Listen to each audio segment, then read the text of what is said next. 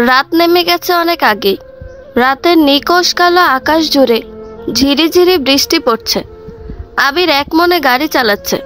বিধ্বস্ত ক্লান্ত সুপ্তি আবিরের কাঁধে মাথা রেখে নিশ্চিন্তে ঘুমিয়ে আছে। এত রাতে আবিরের আর বাড়ি ফিরতে ইচ্ছে করলো না। তাছাড়া এখন সুপ্তিকে নিয়ে বাড়ি ফিরলেই হাজারটা কথা উঠবে। সুপ্তিকে কাঠগড়ায় দাঁড়ানো আসামির মতো হাজার রকমের প্রশ্ন করা হবে। মেয়েটা এমনিতেই অনেক আপসেট হয়ে আছে, হয়তো ভয়ও পেয়েছে খুব। আগে সুপ্তিকে সহজ করা প্রয়োজন, তারপর না হয় আস্তে ধীরে বাড়ি ফেরা যাবে। আবির সুপ্তিকে নিয়ে একটা বিলাসবহুল হোটেলে উঠল। হোটেল প্লেসে গাড়ি পার্কিং করে আবির সুপ্তির মাথা আলতো করে হাত বুলিয়ে দিয়ে নিচু কণ্ঠে বার কয়েক ডাকলো। সুপ্তি ধীরে ধীরে চোখ মেলে তাকালো। মাথাটা ভার হয়ে আছে, মনটাও খুব বিক্ষিপ্ত। হাই তুলে বলল, এসে গেছি আমরা। হ্যাঁ। সুপ্তি গাড়ি থেকে নেমে চারপাশে এক নজর চোখ বুলিয়ে নিল। অবাক হয়ে বলল, এটা তো বাড়ি না। আবির গাড়ি থেকে নেমে এসে এক হাতে সুপ্তির কাঁধ জড়িয়ে ধরল। বলল, তোমার এখন রেস্টের প্রয়োজন। 2 দিন এখানে রিল্যাক্সে থাকবো আমরা, তারপর বাড়ি ফিরব। সুপ্তি নিচু কণ্ঠে বলল, মা কি ভাববে? মাকে আমি বুঝিয়ে বলবো। সুপ্তি একগুহের মতো জেদ করে বলল, না, আমি এখানে থাকবো না, বাড়ি যাব। আবির সুপ্তির গালে এক হাত রেখে বলল, বাড়ি তো যাবেই, তবে 2 দিন পরে প্লিজ। সুপ্তি মায়া মায়া চোখ তুলে তাকালো। বলল, আমার এখানে থাকতে একটুও মন মানছে না। তুমি আমাকে বাড়ি নিয়ে চলো প্লিজ, আমি মায়ের কাছে যাব। আবির বুক চিরে গভীর দীর্ঘশ্বাস ফেলল। ধীর কণ্ঠে বলল, বেশ, চলো তবে। ওরা বাসায় পৌঁছাতে পৌঁছাতে অনেক রাত হয়ে গেল। তখনও আকাশ কাঁপিয়ে ঝুম বৃষ্টি নামছে। তৃণা রানী জেগেই ছিল। আবিরের সাথে সুপ্তিকে দেখে এগিয়ে এলো। এই প্রথমবার তৃণা রানী সুপ্তিকে দেখে একটুও খুশি হতে পারল না। ঘরের বউ পরপুরুষের সাথে 2 রাত কাটিয়ে এসেছে, কথাটা মনে পড়তেই গা গুলিয়ে উঠল। আবির তখনও সুপ্তির কাঁধ জড়িয়ে ধরে দাঁড়িয়ে আছে। তৃণা রানী চোখে মুখে কাঠিন্য ফুটিয়ে বলল, ওকে কোথায় পেলি? আবির মায়ের চোখের দিকে তাকিয়ে বলল, সুপ্তি কিডন্যাপ হয়েছিল মা। তৃণা রানীর চোখে মুখে অবিশ্বাস। আবিরকে অকপটে সুপ্তির ব্যাপারে মিথ্যা কথা বলতে দেখে তৃণা রানীর মনটাই খারাপ হয়ে গেল। একটা মেয়ে কিডন্যাপ হলে কেন জামা কাপড় সহ চিঠি লিখে কিডন্যাপ হবে? আবির সুপ্তির প্রেমে মজনু হয়ে চোখে ঠুলি পড়তে পারে, কিন্তু তৃণা রানীর বেশ জানা আছে 2 রাত তো আর সুপ্তিকে একাকী পেয়ে বসিয়ে রাখেনি সৌভিকটা। নিশ্চয় উল্টাপাল্টা কিছু করেছে। পালিয়ে যখন যাবে, আবার কেন আবিরের হাত ধরে এই বাড়িতে ফিরে এলো সুপ্তি? আবির হাসলো, হাসিটা মলিন। সুপ্তিকে ছেড়ে দিয়ে মায়ের মুখোমুখি দাঁড়ালো। তারপর একে একে তৃণা রানীকে সব সত্যি কথা বলল। তৃণা রানী 2 হাত দিয়ে কান চেপে ধরে আবিরকে কথার মাঝখানে থামিয়ে দিল। চাপা কণ্ঠে বলল, আর কত মিথ্যা গল্প বানিয়ে বানিয়ে বলবি? চুপ কর আবির, তোর মুখ থেকে আমি আর একটাও মিথ্যা কথা শুনবো না। মা, এত কিছুর পরও কেন এই মেয়েটাকে ঘরে তুলেছিস তুই? আবারও সুযোগ পেলে এই মেয়েটা তোকে ফেলে ঠিকই চলে যাবে। আজ নিজের মাকে বড্ড বেশি অচানা ঠেকলো আবিরের। এই কি তার সেই আদর্শ মা? না বোধহয়। চেনা মায়ের অচেনা রূপ দেখে আবির মনে মনে খুব ভেঙে পড়ল। শুধু মুখে বলল, শাশুড়িরা কখনো মা হয় না, তাই না মা? আমি মা হতেই চেয়েছিলাম আবির, কিন্তু তোর বউ আমার মেয়ে হতে চায়নি, তাই তো এত ঘৃণ্য একটা কাজ করতে পারলো। ছি! আবির অধৈর্য হয়ে চিৎকার করে বলল, সুপ্তি কিছু করেনি মা। তুমি কেন আমার মুখের কথা বিশ্বাস করছো না? ওকে কিডন্যাপ করা হয়েছিল, বুঝতে পারছো তুমি? ছেলের ভয়ঙ্কর রেগে যাওয়া রূপ দেখে তৃণা রানীর অন্তরাত্মা কেঁপে কেঁপে উঠল। কখনো তো মায়ের সাথে জোর গলায় কথা বলেনি আবির, তাহলে আজ কেন এমন করলো? শাশুড়ি মায়ের চোখে স্পষ্ট অবিশ্বাস দেখে সুপ্তি ভেতরে ভেতরে ক্ষয়ে গেল। এই মানুষটাকে মন থেকে সম্মান করে সুপ্তি। মনে মনে মায়ের আসনে বসিয়েও ফেলেছিল, অথচ আজ কত সহজেই সুপ্তির চোখে আঙুল দিয়ে দেখিয়ে দিল এক গাছের বাকর কখনো অন্য গাছে লাগে না, আর স্বার্থের পৃথিবীতে পর কখনো আপন হয় না। এই ব্যাপারে আর মায়ের সাথে কথা বলতে ইচ্ছে করলো না আবিরের। সুপ্তির হাত মুঠো করে ধরে মায়ের সামনে দিয়ে ঘরে নিয়ে গেল। তৃণা রানী ধীরে ধীরে সোফায় বসে পড়ল। বিড়বিড় করে বলল, এত পাপ ঈশ্বর সইবে তো? ঘরের দরজা আটকে দিয়ে সুপ্তিকে বুকের মাঝে চেপে ধরল আবির। মাথায় হাত বুলিয়ে দিয়ে বলল, মায়ের কথায় কিছু মনে করো না সোনা। আসলে মা চোখে যা দেখেছে তাই সত্যি ভাবছে। সুপ্তির মুখটা আজলায় তুলে ধরে পরম যত্নে চোখের জল মুছিয়ে দিল আবির। গাঢ় কণ্ঠে আবারও বলল, সবসময় মনে রেখো, সমস্ত পৃথিবীর মানুষ তোমার বিপক্ষে গেল, আমি তোমার পক্ষে থাকবো সুপ্তি। একমাত্র মৃত্যু ছাড়া আমাদের এই স্বামী স্ত্রীর পবিত্র বন্ধন সারা জীবন অটুট থাকবে। সুপ্তি নিজেকে সামলে নিল। আবিরের কাছ থেকে নিজেকে ছাড়িয়ে নিয়ে স্নান করতে চলে গেল। সময় নিয়ে স্নান করে মাথা মুছতে মুছতে ব্যালকনিতে গিয়ে আবিরের পাশে দাঁড়ালো। আবিরের হাতে জ্বলন্ত সিগারেট। সুপ্তি কেসে উঠল। আবির সিগারেটের শেষ টান দিয়ে দূরে ছুঁড়ে ফেলল। সুপ্তি সিগারেটের গন্ধ সহ্য করতে পারে না। আবির বিয়ের পরপরই সিগারেট খাওয়া ছেড়ে দিয়েছিল। সুপ্তি হারিয়ে যাওয়ার পর মানসিক ডিপ্রেশন থেকে ক্ষণিকের জন্য মুক্তি পেতে এত বেশি সিগারেট খেয়েছে আবির, এখন বোধহয় চাইলেও হুট করে ছাড়া সম্ভব না। সুপ্তি টিয়া পাখি শূন্য খাঁচার দিকে তাকিয়ে আটকে উঠল। মুখে হাত রেখে অস্ফুট স্বরে বলল, বিবিসি কোথায়? তার আপন ঠিকানায়। মানে? মুক্ত করে দিয়েছি। ও মা, কেন? আবির সুপ্তিকে হাত বাড়িয়ে নিজের কাছে টেনে নিল। সুপ্তির উন্মুক্ত কোমরে ঠান্ডা হাত রেখে শক্ত করে চেপে ধরে সুপ্তির সদ্য শ্যাম্পু করা ভেজা চুলে নাক ডুবিয়ে দিল। আবেশে চোখ বুজে নিঃশ্বাসে টেনে নিল সেই চিরচেনা মাতাল করা গ্রাণ। তারপর সুপ্তিকে ঘুরিয়ে সামনে এনে দুই কাঁধে হাত রেখে চোখে চোখ রাখল। গাঢ় কণ্ঠে বলল, তোমায় হারিয়ে আমি পাগল পাগল হয়ে গিয়েছিলাম সুপ্তি। কি করব না করব আমার মাথা সুস্থভাবে কাজ করতো না, তাই আমার বহুদিনের পোষা পাখিকে ছেড়ে দিয়েছি। কি হবে আটকে রেখে? আমার ভালোবাসার মানুষটাকেই তো আমি আগলে রাখতে পারিনি। সুপ্তির চোখের কোণে বিন্দু বিন্দু জল জমল।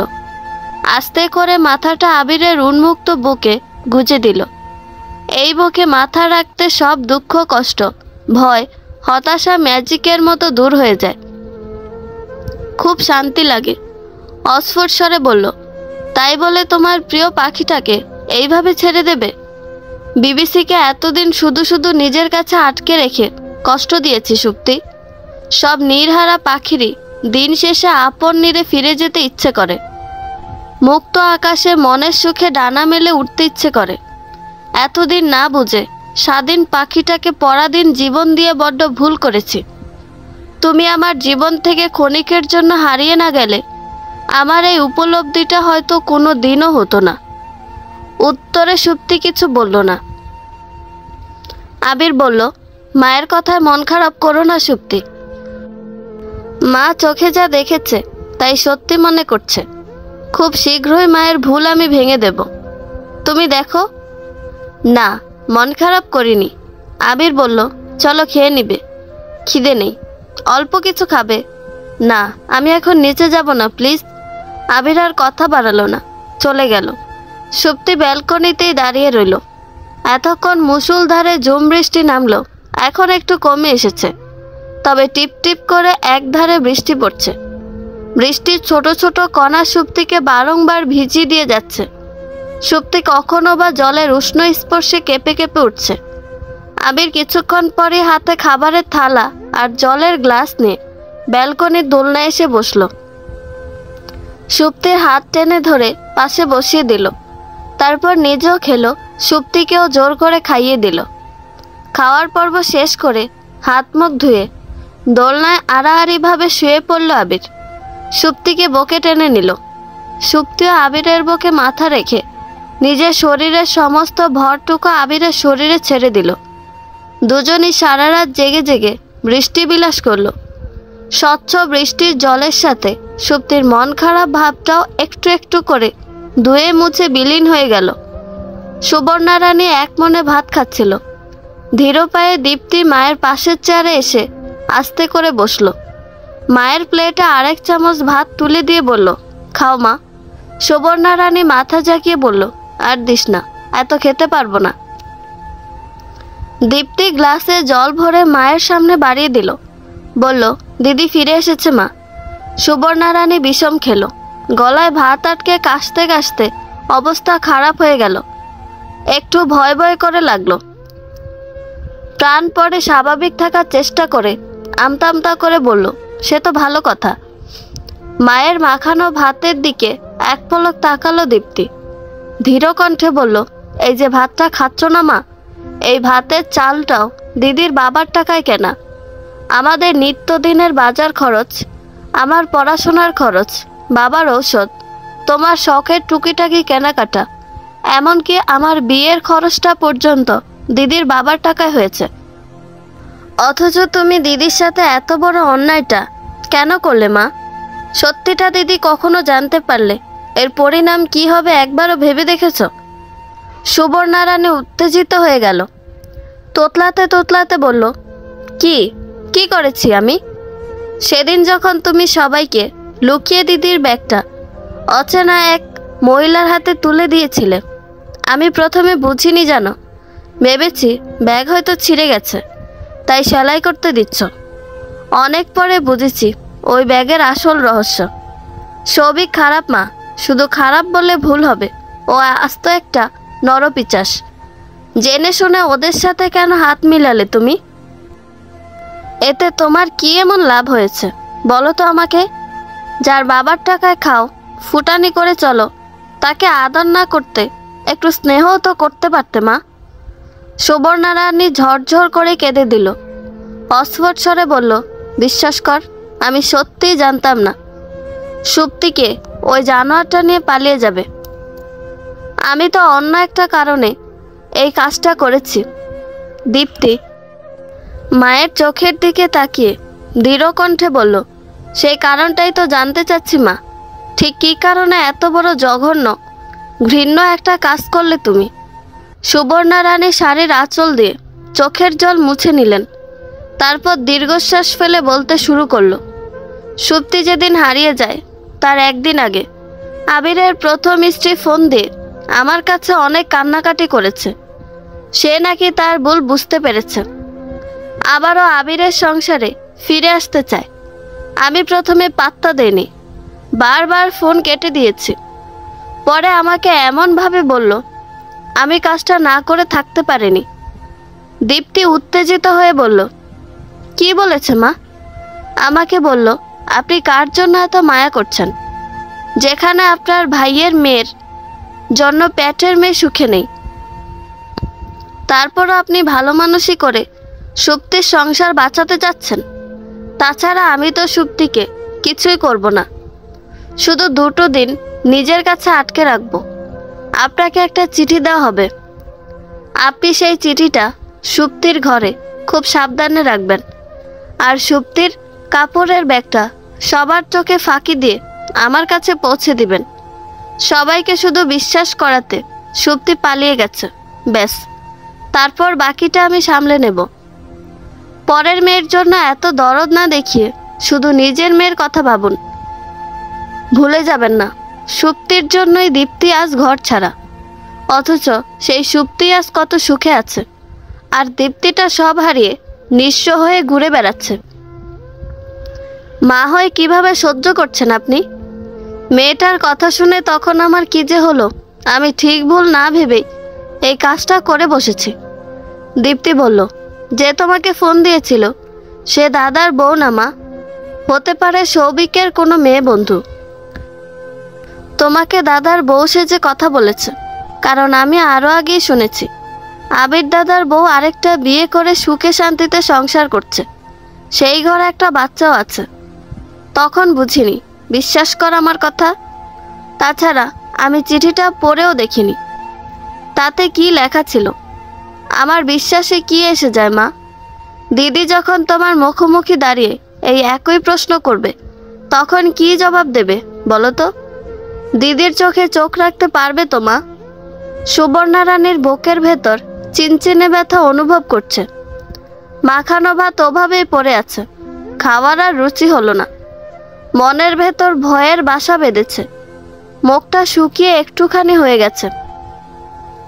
দীপ্তি উঠে পড়ল, ঘরে যেতে যেতে বলল, মা আজ বিকালে হাসপাতালে যাব, তোমাকে আমার সাথে যেতে হবে, কিন্তু রেডি থেকো। শাশুড়ির সাথে সুপ্তির না চাইল অদৃশ্য এক দূরত্ব তৈরি হয়ে গেছে।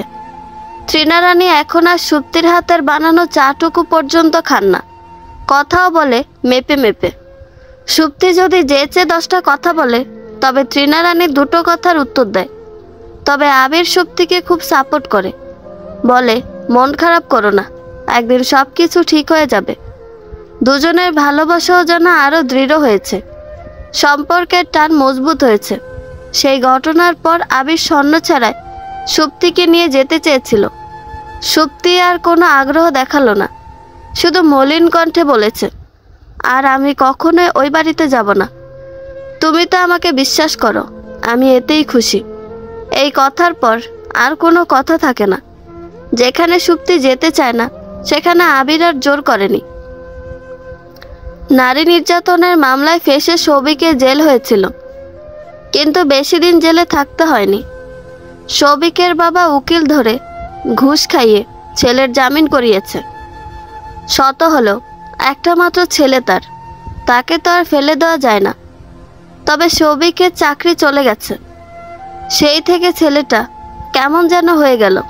ঠিক মতো খায় না, কারোর সাথে দরকার ছাড়া কথা বলে না, নিয়মিত নেশা করে, সারাক্ষণ নিজেকে ঘরবন্দি করে রাখে, আর সুপ্তির ছবির দিকে অপলক তাকিয়ে থাকে। বিড়বিড় করে সুপ্তির ছবির সাথে ঘন্টার পর ঘন্টা কথা বলে। কিছুদিন আগে সুপ্তির শাশুড়ি মানে সৌভিকের মামিকে ফোন দিয়েছিল সৌভিক। তৃণারানী প্রথমে সৌভিককে গালমন্দ করলেও সৌভিকের কথা শুনে আঁতকে উঠেছিল। সুপ্তির সম্পর্কে একগাদা মিথ্যে কথা বানিয়ে বানিয়ে বলেছে সৌভিক। তৃণারানী প্রথমে বিশ্বাস না করলেও পরে মামিকে এমন একটা কথা বলেছে সৌভিক। সৌভিকের কথা সত্যি প্রমাণ হয় নাকি তার জন্য শুধু দিন গুনে তৃণারানী। আর এইদিকে সৌভিক আবারও সুপ্তিকে নিজের করে পাওয়ার আশায় খুব আগ্রহ নিয়ে প্রহর গুনে। দীপ্তির মিসক্যারেজ হয়ে গেছে, বাচ্চাটার কষ্ট করে নষ্ট করতে হয়নি। যে বাবুটাকে নষ্ট করার জন্য অস্থির হয়েছিল দীপ্তি, সেই বাবুটা একা একাই নষ্ট হয়ে যাওয়াতে দীপ্তির অদ্ভুত কষ্ট হচ্ছে, বুকের ভেতর অসহ্য যন্ত্রণা হচ্ছে। কতক্ষণ হাপুস নয়নে কেঁদেছেও দীপ্তি, বুকটা ভার হয়ে আছে। বাচ্চা পেটে আসার পর বাবুর একটা ছবি অবচেতন মনে এঁকেছিল দীপ্তি, সেই ছবিটাও আবছায়া হয়ে গেছে। দীপ্তির কিছুই ভালো লাগে না, বাড়িতেও মন টিকে না, শুধু মনে হয় যেদিকে দু চোখ যায় সেদিকে চলে যাই। কিন্তু ভাবাটা যতটা সহজ, যাওয়াটা ততটাই কঠিন। মানুষের সব চাওয়া পূর্ণতা পায় না বোধহয়। সুপ্তির আজকাল শুধু মাথা ঘুরে, কিছু মুখে দিলে বমি হয়ে যায়, মাছের গন্ধ তো সহ্যই হয় না। এদিকে আবির ইন্ডিয়া গেছে, আসতে কিছুদিন দেরি হবে। এখন সুপ্তির এই অদ্ভুত অসুস্থতার কথা কাকে জানাবে সুপ্তি? এই প্রথম তৃণারানী খুব আগ্রহ নিয়ে সুপ্তিকে ডাক্তার দেখাতে নিয়ে গেল। সুপ্তি প্রথমে যেতে চায়নি, শাশুড়ি জোরাজোরিতে যেতে বাধ্য হলো। ডাক্তার টেস্ট দিল, রিপোর্টে জানা গেল সুপ্তি প্রেগনেন্ট, 9 সপ্তাহ রানিং। আনন্দে সুপ্তির চোখে জল এসে গেল। আবিরকে সুখবরটা জানানোর জন্য মনটা আকুপাকু করছে, একটু একটু করে বুক কাঁপছে। তৃণারানী হাসপাতাল থেকে কিছুই বলল না, সারা রাস্তাও গাড়িতে সুপ্তির সাথে ভুলেও একটা কথা বলল না। বাসায় ঢুকে ক্লান্ত শরীর সোফায় এলিয়ে দিল। সুপ্তি শাশুড়ি মায়ের সামনে দিয়ে ঘরে যেতে নিল। হঠাৎ তৃণারানী পিছু ডাকলো, সুপ্তি। সুপ্তির পা জোড়া থেমে গেল, মাথা এলিয়ে পেছন ফিরে তাকালো। তৃণারানী চোখের ইশারায় সুপ্তিকে পাশে বসতে বলল। সুপ্তি ধীর পায়ে হেঁটে এসে তৃণারানীর পাশে সোফার আস্তে করে বসল। ঘরে পিনপতন নীরবতা। তৃণা রানী সুপ্তির চোখের দিকে তাকিয়ে বলল, বাচ্চাটা কার সুপ্তি? সুপ্তি হতবাক হয়ে গেল। অস্ফুট স্বরে বলল, মানে আমি যদি খুব ভুল না হই তোমার পেটের বাচ্চাটা সৌভিকের, তাই না? এই কথার কি প্রতিক্রিয়া দেবে তাই ভুলে গেল সুপ্তি। এতটাই চমকে উঠেছে মেয়েটা। তৃণা রানী বলল, আমার ছেলেটার মন ভেঙে না বলে কয়েকটা চিঠি লিখে বাড়ি থেকে পালিয়ে গেলে তুমি। 2টো রাত সৌভিকের সাথে থাকলে, ফুর্তি করলে, আমোদ করলে, আবার সৌভিকের সাথে কি নিয়ে কথা কাটাকাটি করেছ আমি জানি না। আবিরকে ফোন দিয়ে মায়া কান্না কেঁদে চলেও এলে তুমি। শুধু একটাই আফসোস, তুমি একা এলে না, আসার সময় সাথে করে সৌভিকের দেওয়া ভ্রূণটাকেও নিয়ে এলে। এখন এই বাচ্চাটা ভূমিষ্ঠ হবে, আবিরের পরিচয় বড় হবে, অথচ বাচ্চাটা সত্যি সত্যি আমার আবিরের হলে কি এমন ক্ষতি হতো সুপ্তি? কথাগুলো বলতে বলতে তৃণা রানীর কণ্ঠ বুঝে এলো। আর সুপ্তি এত অপবাদ, এত অপমান চোখের জলের সাথে দাঁত দিয়ে ঠোঁট কামড়ে ধরে হজম করে নিচ্ছে। বুকের ভেতর কি যে কষ্ট হচ্ছে। আবিরটা চোখের সামনে থাকলে বোধহয় বুকের ভেতর এতটা যন্ত্রণা হতো না। আবির ম্যাজিকের মতো সুপ্তির সব ব্যথা, সব যন্ত্রণা গায়েব করে দিত। কোন পাপের শাস্তি দিচ্ছ ঠাকুর তুমি আমাকে? এর থেকে মরণও তো ঢের ভালো ছিল। তৃণা রানী বলল, আমার ছেলেটা খুব বোকা জানো তো। তোমার মিথ্যে অভিনয়, ছলচাতুরি ধরতেই পারেনি। একটা বউ 2টো রাত বাড়ি ছাড়া একজন পরপুরুষের সাথে কাটিয়েছে, অথচ কিছুই নাকি হয়নি। এটাও মেনে নিতে হবে আমাকে। তুমি একা গিয়েছিলে, একাই আসতে সুপ্তি। সাথে করে কেন এই আপদটাকে নিয়ে এলে?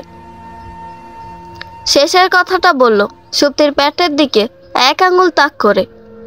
সুপ্তি 2 কান চেপে ধরে চোখ দুটো শক্ত করে বুজে ফেলল। চোখ দিয়ে টপটপিয়ে নোনা জল গড়িয়ে পড়ছে। বিড়বিড় করে বলল, চুপ করুন মা, চুপ করুন। তৃণা রানী বলল, আমাকে সৌভিক ফোনে সবটা জানিয়েছে। এও বলেছে সে যদি খুব ভুল না হয় খুব শীঘ্রই সুপ্তির পেটে তার বাচ্চা আসবে। তোমাদের মাঝে যদি কিছু নাই হয়, এত কনফিডেন্সের সাথে সৌভিক আমাকে কথাগুলো বলতে পারতো না। অথচ সৌভিকের কথাগুলো ঠিকই ফলে গেল, আবার ডেটও মিলে যায়। কেন আমার নিরীহ ছেলেটাকে এভাবে ঠকালে সুপ্তি? এতই যখন সৌভিককে পছন্দ, ওর সাথেই থেকে যেতে পারতে। আরে তুমি এখন কাঁদছো কেন? তোমার এই মায়া কান্না দিয়ে তুমি আবিরকে ভুলিয়ে রাখতে পারো, কিন্তু আমাকে নয়। যাই হোক, আবির বাড়ি ফেরার আগে তুমি এই বাচ্চাটা নষ্ট করে ফেলবে। আবিরকে জানানোর দরকার নেই। তোমার গর্ভে বেড়ে ওঠা একটা অবৈধ সন্তানকে আমি জেনে শুনে আমার ছেলের সন্তানের পরিচয় বড় হতে দেব না। আর না এই সম্পত্তি তাকে লুটে পুটে খেতে দেব।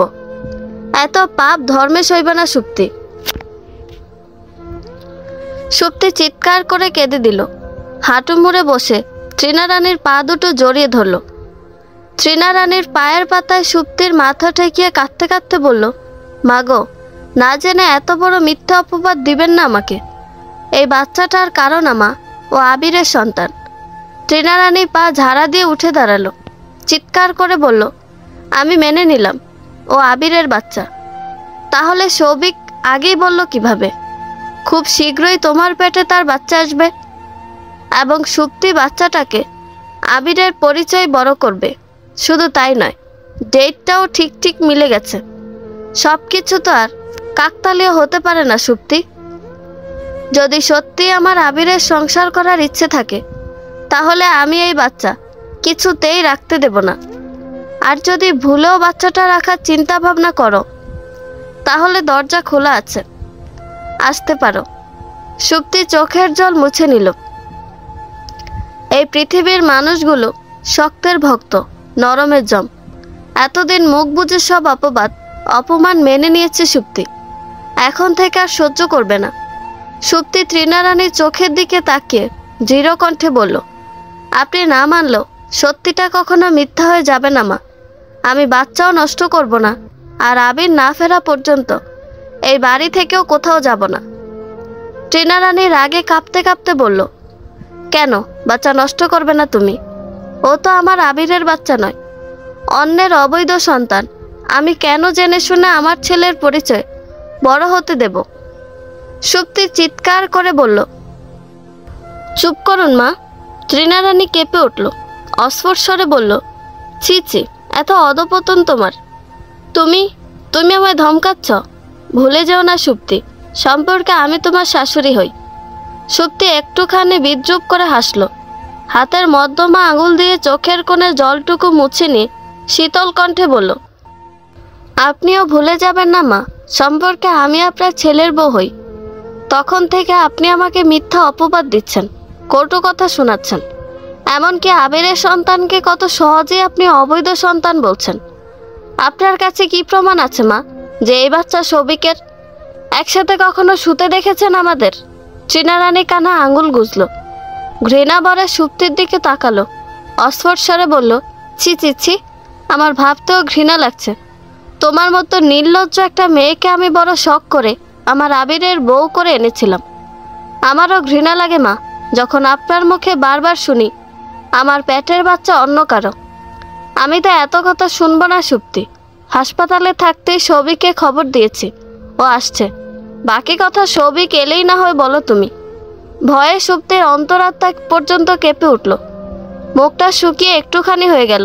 বাড়িতে বাবাও নেই, আবিরটা কবে আসবে তারও কোনো ঠিক নেই।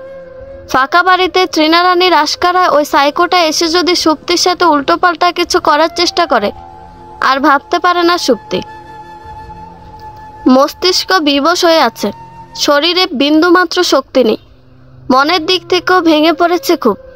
সুপ্তি এক পা দুপা করে নিজেদের ঘরে যেতে লাগলো। খুব বেশি দেরি হয়ে যাওয়ার আগে ফোনে আবিরকে সবটা জানাতে হবে। তৃণারানী খপ করে সুপ্তির এক হাত টেনে ধরে ফেলল, চাপা কণ্ঠে বলল, কোথাও যাবে না তুমি। সৌভিক না আসা পর্যন্ত এখানেই বসে থাকবে। এখন মানে এই আপদ বিদায় করতে পারলেই বাঁচি আমি। শেষের কথাগুলো বিড়বিড় করে বললেন তৃণারানী। সুপ্তি শাড়ির আঁচলে মুখ ঢেকে ঝরঝর করে কেঁদে দিল। ঠোঁট নেড়ে বিড়বিড় করে বলল, এখন বিপদে ফেললে ঠাকুর তুমি আমায়। স্বাভাবিক কণ্ঠে বলল, আমার হাত ছাড়ুন মা, আমি বাথরুমে যাব। তৃণারানী সুপ্তিকে ছেড়ে দিল। সুপ্তি ব্যস্ত পায়ে নিজেদের ঘরে চলে গেল। ঘরের দরজা ভালো করে আটকে দিয়ে কাপা হাতে আবিরকে ভিডিও কল দিল। কয়েকবার রিং হবার পর আবির কল রিসিভ করলো। হাসি হাসি মুখে বলল, কেমন আছো সুপ্তি? সুপ্তির কান্নারত ভেজা চোখ মুখ দেখে বিষণ্ণতা ঘিরে ধরল আবিরকে। ব্যাকুল হয়ে বলল, কি হয়েছে সোনা? সুপ্তি ফুফিয়ে কেঁদে দিল। ভেঙে আসা কণ্ঠে বলল, আমার জীবনের সবচেয়ে বড় ভুল ছিল তোমায় বিয়ে করা আবির। বাবা মা সাথে না থাকলেও সুন্দর একটা জীবন ছিল আমার, কিন্তু তোমাকে বিয়ে করা আমি কি পেলাম? গায়ে কলঙ্কের দাগ লাগলো, প্রতিনিয়ত অপমান, উপহাস, কটুবাক্য। এ পর্যন্ত ঠিক ছিল আবির, কিন্তু আজ তোমার মা কি করেছে জানো? কত সহজে আমার পেটের বাচ্চাকে অবৈধ সন্তান বলে দিল। বাচ্চাটার বাবা নাকি সৌভিক, তিনি তো তোমার আদর্শ মা। সৌভিকের বাচ্চাকে কেন তোমার পরিচয় বড় হতে দেবে বলো তো? এর জন্য কি করেছে জানো? সৌভিককে খবর দিয়েছে, সে আসছে। আমিও আজ আর ভয় পাবো না আবির। সৌভিকের আসার অপেক্ষা করছি আমি। আবির বেসামাল হয়ে গেল, কি বলবে ভেবেই পেল না। সুপ্তিকে একা রেখে সে বড্ড ভুল হয়ে গেছে। মাথা ফাঁকা ফাঁকা লাগছে। সুপ্তি কি বলল তখন? সুপ্তির পেটে বাচ্চা, আবির বাবা হতে চলেছে। আবির কিছু বলতে চাইল, সুপ্তি আবিরকে থামিয়ে দিল। এক হাত দিয়ে চোখের জল মুছে বলল, তোমার সাথে আমার সুখের সংসার বোধহয় আর কখনো হবে না আবির। আসলে তোমার মা হতে দেবে না। আবির ব্যাকুল হয়ে সুপ্তিকে ডাকলো, সুপ্তি, এসব কি বলছো তুমি? আমাদের সংসার হবে না মানে? এই মেয়ে, মাথা ঠিক আছে তোমার? বাচ্চার কথা কি বললে তখন? সুপ্তি চোখের কোণে জল নিয়ে কেমন করে যেন হাসলো, ফিসফিস করে বলল, তুমি বাবা হতে চলেছ আবির। অনাবিল সুখ অনুভূতিতে আবিরের মনটা পুলকিত হলো। ঠোঁটের কোণে একটুখানি হাসি ফুটে উঠল। সৌভিকের এই বাড়িতে আসার কথা মনে পড়তেই মনটা বিতৃষ্ণায় ভরে গেল। নিজের মায়ের প্রতিও রাগ হলো প্রচুর। আবিরের খুব অস্থির লাগছে। এই মুহূর্তে সুপ্তির কাছে থাকা ভীষণ প্রয়োজন ছিল।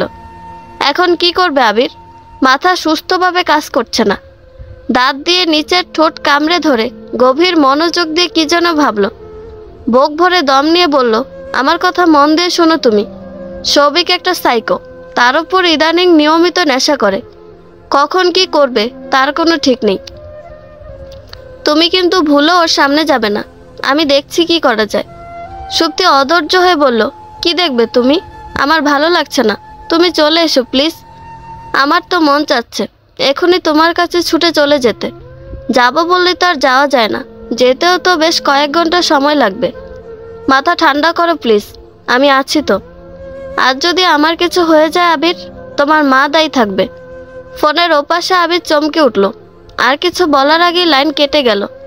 কারেন্ট চলে গেছে, নেট পাচ্ছে না। সুপ্তি ক্লান্ত শরীর বিছানায় এলিয়ে দিল। খুব মাথা ঘুরছে। শুয়ে থাকতে থাকতেও তন্দ্রাভাব এসে গিয়েছিল। হুঁশ ফিরল সৌভিকের ডাকে। সাইকোটা কেমন মরিয়া হয়ে সুপ্তিকে ডাকছে। সুপ্তি কাঁচা ঘুম ভেঙে ধরফরিয়ে উঠে বসল। ঘামে শরীর ভিজে জবজব করছে, বুকের ভেতর অসম্ভব কাঁপছে। সৌভিক অস্থির হয়ে দরজা ধাক্কাতে ধাক্কাতে উন্মাদের মতো বলল, এই সুপ্তি, দরজা খোলো বলছে। আমি তোমায় নিতে এসেছি সোনা। আমি কিন্তু জেনে গেছি সুপ্তি, তোমার পেটে আমার সন্তান। সৌভিকের পাগলামি দেখে তৃণা রানীর একটু একটু ভয় লাগছে। তখন জেদের বসে সৌভিককে এই বাড়িতে ডেকে আনা একদম উচিত হয়নি। তাছাড়া আবির অনেকক্ষণ যাবৎ ফোন দিচ্ছে। তৃণা রানী ছেলের ফোন রিসিভ করারও সাহস পাচ্ছে না। তৃণা রানী সৌভিককে বলল, আস্তে সৌভিক, দরজা ভেঙে যাবে তো। সৌভিকের চোখ দুটো রাত জাগা নিশাচরের মতো লাল টুকটুকে। চিৎকার করে বলল, ভাঙুক দরজা, আমার সুপ্তিকে যে কোনো মূল্যে চাই। মামি প্লিজ সুপ্তিকে বের হয়ে আসতে বলো, আমার আর ধৈর্য মানছে না। শেষের কথাগুলো নিজের কপালে জোরে ঘুষি মেরে বলল সৌভিক। তৃণা রানীর চোখ মুখ শুকিয়ে গেছে। এই ছেলেটার হাবভাব সুবিধার লাগছে না, যে কোনো সময় অঘটন ঘটিয়ে ফেলবে। এদিকে আবিরের বাবাও বাসায় নেই। কি কুলক্ষণে যে এই বেয়াদবটাকে ডেকেছিল তৃণা রানী। এখন নিজের গালে নিজেরই চর মারতে ইচ্ছে করছে। এই সুপ্তি, আমি কিন্তু সত্যি সত্যি দরজা ভেঙে ফেলবো। ভালোই ভালোই দরজা খুলো বলছি। ঘরের ভেতর দাঁড়িয়ে থরথর করে কাঁপছে সুপ্তি। অতিরিক্ত ভয়ে পেটের ভেতর কি যেন কামড়ে ধরেছে। বুক ধরফর করছে খুব, মনটাও নাজুক হয়ে আছে। আবির ফোন দিয়েছে। অতি উত্তেজনায় ফোনটাও ধরার সাহস পাচ্ছে না সুপ্তি। বুকের ভেতর অসম্ভব কাঁপাকাঁপি, পা দুটো বশ হারিয়েছে। তৃণা রানী দিক দিশা না পেয়ে বলল, এই সৌভিক, এত অধৈর্য হও না তো। তোমার অস্বাভাবিক হাবভাব দেখে ভয়ে আমারই প্রেশার বেড়ে যাচ্ছে। একটু দাঁড়াও, চাবি আছে, এনে দিচ্ছি। সৌভিক মুখ খিচিয়ে বলল, আব্বে, এতক্ষণ বলবেন না? যান যান, শিগগিরই চাবি নিয়ে আসেন। যাচ্ছি যাচ্ছি। সুপ্তি কাপা হাতা আবিরের ভিডিও কল রিসিভ করে সাউন্ড অফ করে এমন জায়গায় ফোনটা নামিয়ে রাখলো যেন ঘরের সব কিছু স্পষ্ট দেখা যায়। তৃণা রানী চাবি এনে দিতেই সৌভিক চাবিটা কেড়ে নিয়ে ব্যস্ত হাতে তাড়াহুড়ো করে দরজা খুলে ফেলল। তারপর ভেতর থেকে শব্দ করে দরজা আটকে দিল। সুপ্তিকে দেখে চোখ মুখ চকচক করছে। মন খুলে হাসলো কতক্ষণ। এতগুলো দিন পর সুপ্তিকে এত কাছ থেকে দেখে বুকটা প্রশান্তিতে ভরে গেছে। ডান হাতের 5 আঙুল দিয়ে মাথায় বিলি কেটে চুলগুলো ঠিক করে নিল সৌভিক। তারপর 1 পা 2 পা করে সুপ্তির কাছে একটু একটু করে এগিয়ে গেল। গাঢ় কণ্ঠে বলল, আবির, জেল কিংবা তুমি, কেউ আমাকে তোমার থেকে দূরে সরিয়ে রাখতে পারবে না সুপ্তি। তোমার জন্মই হয়েছে শুধু আমার জন্য। আর একটা কথা, যে কথাটা কেউ জানে না, শুধু আমি জানি। আমার মনে হয় তোমারও জানা উচিত। কথাগুলো বলতে বলতে সৌভিক আর একটু সুপ্তির কাছে সরে এলো। সুপ্তি ছিটকে সরে যেতে চাইল, পেছনে দেয়াল থাকায় সরতে পারল না। সৌভিক সুপ্তিকে 2 হাতের মাঝখানে দেয়ালে হাত রেখে আবদ্ধ করে নিল। নিচু কণ্ঠে ফিসফিস করে অসমাপ্ত কথাটা শেষ করলো। তোমার বাবা আমার মায়ের সাথে পরকীয়া করে আমার গোটা একটা জীবন নষ্ট করে দিয়েছে সুপ্তি। আমি তোমাকে সুখে থাকতে দেই কি করে বলো তো? সুপ্তি স্তব্ধ হয়ে গেল। এইমাত্র কি বলল সৌভিক? মস্তিষ্ক বোধহয় সৌভিকের বলা কথাটা সহজভাবে হজম করতে পারল না। মাথা ঘুরে উঠল। পেটের ভেতরে চিনচিনে ব্যথাটা ধীরে ধীরে ছড়িয়ে পড়েছে। শরীরে বিন্দুমাত্র শক্তি নেই। শুধু টলমলে চোখে সৌভিকের চোখের দিকে এক পলক তাকিয়ে অস্ফুট স্বরে বলল, অসম্ভব। সৌভিক জলজলে দৃষ্টিতে সুপ্তির মায়াবী মুখের দিকে মুগ্ধ দৃষ্টিতে তাকিয়েছিল। নাক বাড়িয়ে সুপ্তির শরীরের মেয়েলি ঘ্রাণ টেনে নিল। ঘৃণায় সারা শরীর রি করে উঠল সুপ্তির। সৌভিক কেমন করে যেন হাসল, চোখ দুটো লাল টকটকে। হাত বাড়িয়ে সুপ্তির কপালের ছড়িয়ে ছিটিয়ে থাকা অবাধ্য চুলগুলো কানের পিঠে গুজে দিতে গেল। সুপ্তি লাফিয়ে উঠল, দ্রুত মুখ সরিয়ে নিয়ে দেয়ালের দিকে ফিরে তাকালো। মাঝখানে যতটুকু দূরত্ব ছিল নিমিষেই মিশিয়ে দিল সৌভিক। সুপ্তির পিঠ সৌভিকের বুকে এসে ঠেকতে সুপ্তি ছটফটিয়ে উঠল, সরে যাওয়ার জন্য অস্থির হয়ে গেল। সৌভিক তখনও সুপ্তিকে আগলে দেয়ালে দুহাত এঁটে রেখেছে। মুখটা সুপ্তির কানের কাছে নিয়ে ফিসফিস করে বলল, বিশ্বাস করো সুপ্তি, তোমাকে আমি সত্যিই ভালোবাসি।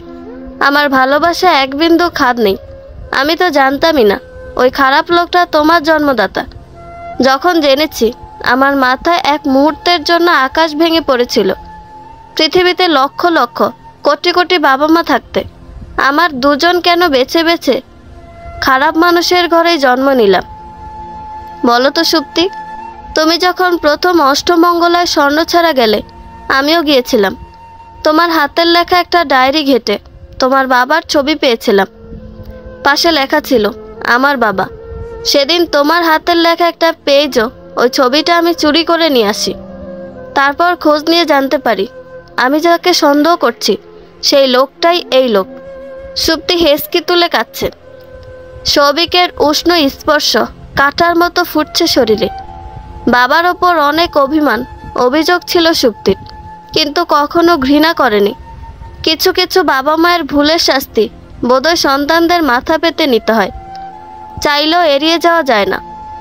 যে মানুষটা মারা গেছে, পৃথিবীতে যার কোনো অস্তিত্ব নেই, সেই মানুষটার জন্যই আজ সুপ্তিকে এত অপবাদ এত অপমান মুখ বুজে সহ্য করতে হচ্ছে।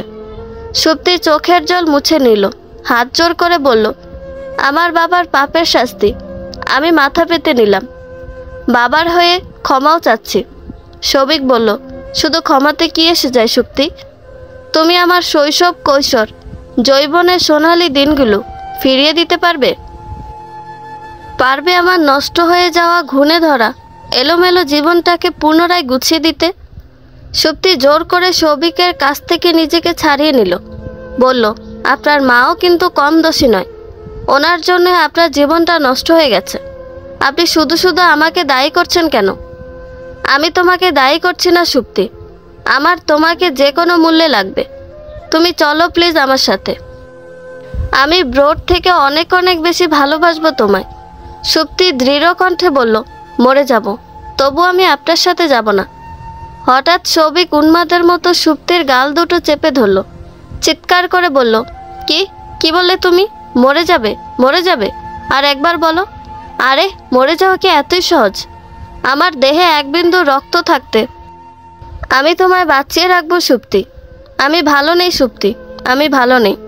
আমার বুকের ভেতরটা জ্বলে পুড়ে যায়, অসহ্য ব্যথা করে। শুধু মনে হয় তুমি যদি একটু ভালোবেসে আমার বুকে হাত বুলিয়ে দাও, আমার সব যন্ত্রণা সব ব্যথা হাহাকার নিমিষেই গায়েব হয়ে যাবে।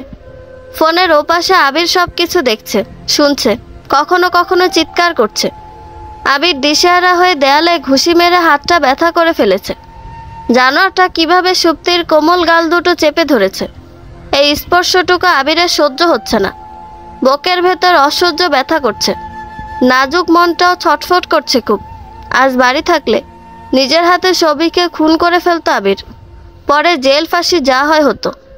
ইস, সুপ্তির মুখের দিকেও তাকানো যাচ্ছে না, মুখটা ভয়ে পাংশুবর্ণ হয়ে গেছে, চোখ ফেটে নোনা জল গড়িয়ে পড়ছে। এত অসহায়বোধ জীবনেও লাগেনি আবিরের। আবির সত্যিই ব্যর্থ স্বামী। সৌভিক সুপ্তিকে ছেড়ে দিয়ে খাটে পা দুলিয়ে বসলো। একদিন এই খাটের দিকে অনেকক্ষণ তাকিয়ে রইল। শীতল কণ্ঠে বলল, এই বিছানায় ব্রোর সাথে তুমি ঘনিষ্ঠ মুহূর্তগুলো খুব এনজয় করো, তাই না সুপ্তি? সুপ্তির গা গুলিয়ে উঠল। সৌভিক হেসে দিল। সুপ্তির অগোচরে শার্টের কোনা দিয়ে চোখের জল মুছে নিল, বলল, দীপ্তির পেটে আমার বাবু ছিল, আমি সত্যিই জানতাম না। বাবুটা নষ্ট হয়ে যাওয়ার পর আমি শুনেছি। বাবুটা নষ্ট হয়ে গিয়ে এক হিসাবে ভালোই হয়েছে, না হলে আরেকটা নিঃস্ব সৌভিকের জন্ম হতো। আর রইলে তুমি, তোমার কথা মামিকে এমনভাবে বলেছি, আমি এমনভাবে মামির ব্রেন ওয়াশ করেছি, জীবনেও মামির চোখে আর আগের ভালো বৌমা হতে পারবে না তুমি। আমি হতে দেব না সুপ্তি। সবাই সব কিছু পেয়ে সুখী হবে, আর আমি একা একা না পাওয়াগুলোকে আঁকড়ে ধরে সব কষ্ট সহ্য করব, তা তো হয় না। ভাগ্য আমার সহায় ছিল জানো তো, না হলে এখনই তোমার পেটে কেন বাবু আসবে, আগে পরেও তো আসতে পারতো। অনেক কথা বলে ফেলেছি, এবার চলো তো, এই ঘরে থাকতে আর ভালো লাগছে না, দম বন্ধ হয়ে আসছে আমার। কথাগুলো বলেই জোর করে সুপ্তির এক হাত চেপে ধরল সবিক। অতিরিক্ত ভয়ে সুপ্তির বুকের রক্ত ছলকে উঠল। কাঁদতে কাঁদতে চিৎকার করে আবিরকে মরিয়া হয়ে ডাকলো। আফসোস, আবির এলো না। সবিক থেমে নেই, টেনে হিস্টে সুপ্তিকে ঘর থেকে বের করলো। তৃণারানী এতক্ষণ দরজা ওত পেতে দাঁড়িয়েছিল। সবিকের সব কথা কানে এসেছে। সুপ্তিকে বিশ্বাস না করে এই সাইকোটাকে বিশ্বাস করার অপরাধে অনুশোচনায় দগ্ধ হয়ে গেল তৃণারানী। বেখেয়ালে এই বয়সে এসে এত বড় ভুল কি করে করতে পারল মানুষটা। সুপ্তির আর্তনাদ শুনে তৃণারানীর বুকে তীরের ফলার মতো এসে বিঁধল। সেই সাথে ভয় থরথর করে কাঁপছে মানুষটা। সবিক দরজা খুলতেই তৃণারানী সুপ্তির আরেক হাত টেনে ধরল। সবিকে কড়া কণ্ঠে বলল, ওকে ছাড়ো, এভাবে টেনে হিস্টে ওকে কোথায় নিয়ে যাচ্ছ তুমি? সবিক উন্মাদের মতো বলল, কোথায় নিয়ে যাচ্ছি মানে? আমার বাবুর মাকে আমি যেখানে খুশি সেখানে নিয়ে যাব। তাতে তোমার কি মামি? তুমিই তো সুপ্তিকে নিয়ে যাওয়ার জন্য ফাঁকা বাড়িতে ডেকে এনেছো আমাকে, এখন আবার নতুন করে কি নাটক শুরু করলে? তৃণারানী রাগে কাঁপতে কাঁপতে ঠাস করে সবিকের গালে থাপ্পড় মেরে দিল। চেঁচিয়ে বলল, তুমি কেন এতদিন সুপ্তির ব্যাপারে মিথ্যে কথা বলেছ আমাকে? আর আমিও কেমন বোকা, নিজের পেটের ছেলের মুখের কথা না বিশ্বাস করে তোমার মতো সাইকোর কথা বিশ্বাস করে দিনের পর দিন এই একরত্তি মেয়েটাকে কষ্ট দিয়েছে। আমি তোমার সব কথা শুনে ফেলেছি সবিক। জেনে শুনে এত বড় পাপ আমি হতে দিতে পারি না, ঈশ্বর সইবে না। সবিক আচমকা তৃণারানীকে ধাক্কা মেরে দূরে সরিয়ে দিল। মুখ খিচিয়ে চাপা কণ্ঠে বলল, সব সত্যি জেনে গেছো, ভালো করেছো। এখন তোমার চোখের সামনে দিয়ে আমি সুপ্তিকে নিয়ে যাব, পারলে আটকাও। এই করুণ দৃশ্যটুকু যদি সিনেমা হতো, এখানে লাইট থাকতো, ক্যামেরা থাকতো, মেকআপম্যান থাকতো, অ্যাকশন বলার জন্য পরিচালক থাকতো। নায়িকাকে খলনায়ক টেনে হিস্টে নিয়ে যাচ্ছে, ঠিক সেই সময় আচমকা কোত্থেকে নায়ক ছুটে এসে খলনায়কের উপরে ঝাঁপিয়ে পড়তো, ইচ্ছে মতো কিল ঘুষি মেরে নায়িকাকে বাঁচাতো। কিন্তু এটা তো কোনো সিনেমা নয়। কিছু কিছু বাস্তবতা সিনেমাকে হার মানায়। সুপ্তিকে বাঁচাতে কেউ এলো না। সবিক বাধা পেয়ে আরও উন্মাদ হয়ে গেল। তৃণারানী ব্যস্ত হাতে ফোন উঠালো। সর্বনাশ হয়ে যাবার আগে আবিরের বাবাকে বাড়িতে আসতে বলা দরকার। মানুষটা শোরুমেও নেই, তার বন্ধুর মেয়ের বিয়ে খেতে চট্টগ্রাম গেছে। তৃণারানীর দিশেহারা লাগছে। আবারও ছুটে এসে সুপ্তির এক হাত শক্ত করে চেপে ধরল। বাধা পেয়ে সবিক যেন আরও বেশি হিংস্র হয়ে উঠল। প্রথমে তৃণারানীর হাত থেকে ছোঁ মেরে ফোনটা কেড়ে নিয়ে শরীরের সর্বশক্তি দিয়ে আশ্রয় ভেঙে ফেলল ফোনটা। তারপর তৃণারানীকে ঠেলতে ঠেলতে ঘরের ভেতরে নিয়ে গেল। তৃণারানীর বুকের ভেতর চাপ ধরে আসছে, মস্তিষ্কে এত ধকলা নিতে পারছে না। নিজের বোকামির জন্য যদি আজ সুপ্তির বড় কোনো ক্ষতি হয়ে যায়, তৃণারানী জীবনেও আবিরের চোখে চোখ রাখতে পারবে না। কি করে এত বড় ভুল হলো? এই মেয়েটা আবিরের ভালো থাকার অক্সিজেন। অক্সিজেন ছাড়া কি পৃথিবীর বুকে বেশি দিন টিকে থাকা যায়? যায় না তো। তৃণারানী আচমকা হাঁটু মুড়ে বসল। সবিকের দুই পা জড়িয়ে ধরে শব্দ করে কেঁদে দিল। অস্ফুট স্বরে বলল, আমি তোর মায়ের বয়সী হয়ে তোর পায়ে লুটিয়ে পড়েছি বাবা, দয়া করে এই মেয়েটাকে ভিক্ষা দিয়ে যা আমায়। আজ ওর কিছু হলে আমার ছেলেটাকে সারা জীবনের জন্য হারাবো আমি। আমার ছেলেটা আমাকে জীবনেও ক্ষমা করবে না। সবিকের এত ধৈর্য নেই, নেশার ঘোরে আছে। হিতাহিত জ্ঞান শূন্য হয়ে কই মাছের মতো কাতরাতে কাতরাতে চিৎকার করে তৃণারানীকে পা ছাড়তে বলল। তৃণারানী সবিকের পা দুটো ছাড়ার বদলে জোকের মতো আঁকড়ে ধরল। সবিক অস্থির হয়ে নিজের মাথায় নিজেই জোরে জোরে ঘুষি মেরে তৃণারানীর বুক বরাবর জোরে কষিয়ে লাথি মারল। তৃণারানী ছিটকে পড়ল। সুপ্তির মুখে হাত চেপে ধরে অতিরিক্ত ভয়ে চিৎকার করে কেঁদে দিল। তৃণারানীর বুকের ভেতর অসহ্য যন্ত্রণা করছে। বুকে হাত চেপে ধরে বহু কষ্টে উঠে দাঁড়ালো মানুষটা। আবারও মরিয়া হয়ে সুপ্তির এক হাত ধরতে গেল। সৌভিক আর সেই সুযোগ দিল না। সুপ্তিকে এক ঝটকায় কোলে তুলে নিয়ে দুমদাম পা ফেলে ঘরের বাইরে চলে এলো। তারপর তৃণা রানীকে ঘরের ভেতরে রেখে শব্দ তুলে বাইরে থেকে দরজা লাগিয়ে দিল। গাড়িতে নিয়ে জোর করে বসিয়ে দিল সুপ্তিকে, যেন চিৎকার না করতে পারে, তাই মুখটা ভালো করে বেঁধে দিল। সুপ্তির কোমল হাত দুটো শক্ত করে চেপে ধরে রাখলো। ততক্ষণে ড্রাইভার গাড়ি স্টার্ট দিয়ে দিয়েছে। দু একজন লোক কৌতূহলী চোখে দৃশ্য দেখেছে, চাইলেই গাড়িতে উঠানোর আগে সুপ্তিকে আটকাতে পারত, কিন্তু আজকাল কেউ বোধহয় যেচে পড়ে ঝামেলায় জড়াতে চায় না। সবাই গা বাঁচিয়ে চলতে চায়। এর জন্যই তো এদেশে এত অনৈতিক কর্মকাণ্ড বেড়ে গেছে। ব্যর্থতা কাকে বলে জানেন? একটা ছেলে নিজের মাকে, বউকে নির্যাতন করা নিজের চোখে দেখছে, অত্যাচার করা দেখে আটকে উঠছে, কাকুতি মিনতি করছে, অথচ কেউ সেই ছেলেটার কথা শুনছে না, ছেলেটাকে দেখছে না। ছেলেটা মন চাইলেও ছুটে আসতে পারছে না। মা বউকে ওই মানুষরূপী হায়নার হাত থেকে বাঁচাতে পারছে না। এর থেকে বড় ব্যর্থতা আর কি হতে পারে? আবির এই দৃশ্য দেখে এতটাই স্তব্ধ, হতবিহ্বল হয়ে গেছে। কাউকে যে ফোন করে ওদের বাঁচাতে বলবে সেই বোধটুকুও নেই। চোখের জলে সবকিছু ঝাপসা দেখছে। এই করুণ দৃশ্য সহ্য করতে না পেরে দেয়ালে এত জোরে জোরে ঘুষি মেরেছে। ডান হাতটা অতিরিক্ত ব্যথা অবশ্যই আছে, ফুলে উঠেছে। হাতটা নাড়াতেও পারছে না। মনের ভেতর ঝড় উঠেছে। সুপ্তিকে হারিয়ে ফেলার ভয়ে মুখটা শুকিয়ে পাংশুবর্ণ হয়ে গেছে। ঠকঠক করে কাঁপতে কাঁপতে বারবার দাঁতে দাঁত লেগে যাচ্ছে। মনের ভেতর এত বিদঘুটে অনুভূতি হচ্ছে, এই অনুভূতির কি নাম দেবে আবির? সুপ্তিকে যখন ওই জানোয়ারটা কোলে তুলে নিয়ে গেল, তখন আবিরের বুকের ভেতর কি যেন শক্ত করে কামড়ে ধরল। এক হাত দিয়ে মাথা চেপে ধরে হাঁটু মুড়ে ঘরের মেঝেতে বসে পড়ল। বুকের ভেতর চাপ ধরে আসছে। একটু চিৎকার করে কাঁদতে পারলে বোধহয় অশান্ত মনটা শান্ত হতো। এত যন্ত্রণা তো সহ্য করা যায় না। মাহবুবকে এক ফাঁকে ফোন করে দিয়েছিল আবির। ওদের থানা ঘুরে আসতে আসতে সৌভিক সুপ্তিকে নিয়ে পালিয়ে গেছে। মাহবুব প্রাণপণে সৌভিককে ধরার চেষ্টা করছে। আবির বহু কষ্টে উঠে দাঁড়ালো।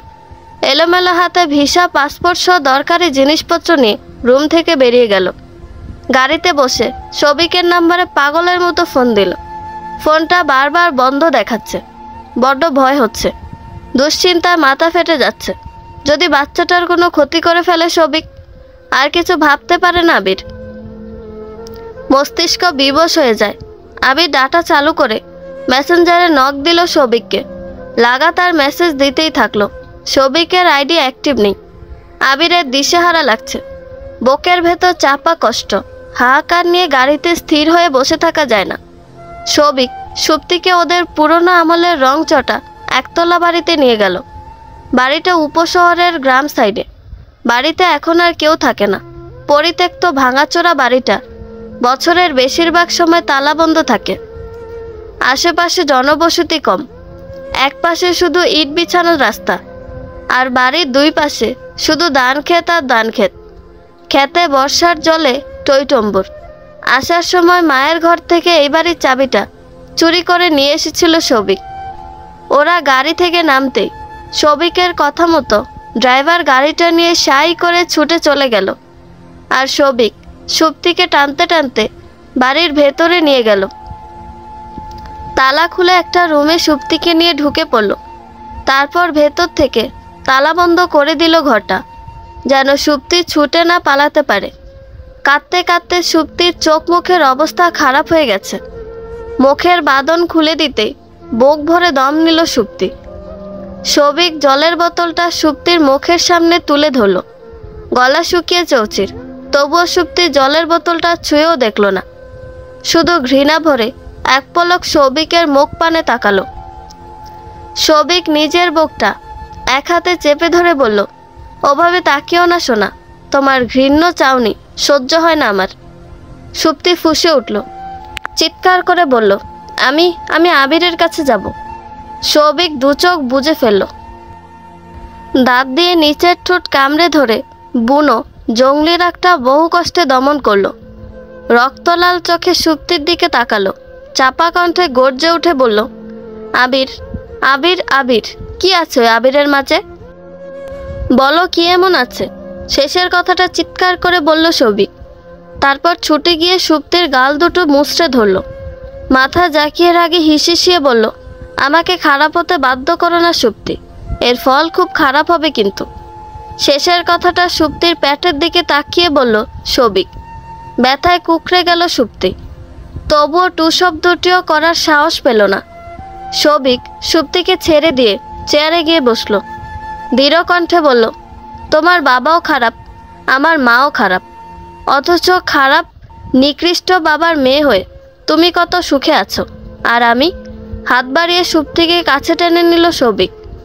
সুপ্তিকে জোর করে কোলের মাঝে বসিয়ে দিয়ে কানের সাথে মুখ ঠেকিয়ে ফিসফিস করে বলল, আমাদের দুজনের বাবা মা যখন একই পাপ কাজ করে সমান অপরাধী, তেমন সুখে থাকলেও আমরা একসাথে সুখে থাকব, আর দুঃখে থাকলে আমরা একসাথেই দুঃখে থাকব।